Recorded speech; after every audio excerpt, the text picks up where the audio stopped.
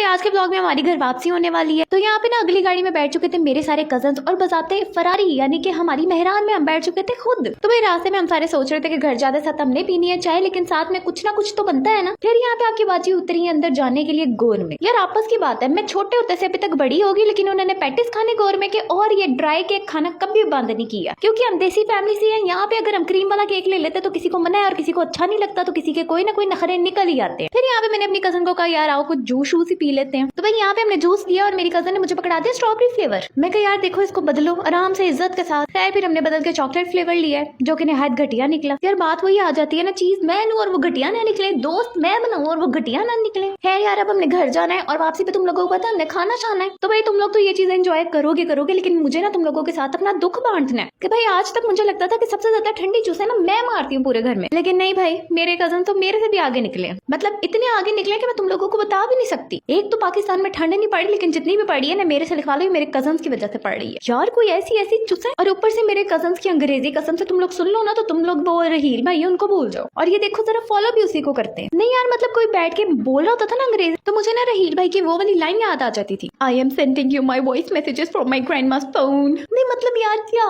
रहील तो बेचारा इतना वायरल नहीं ना हुआ जितना मेरे कजन्स की अंग्रेजी वायरल होगी, तो कसम मैंने किसी को मुंह दिखाने के काबिल नहीं रहना।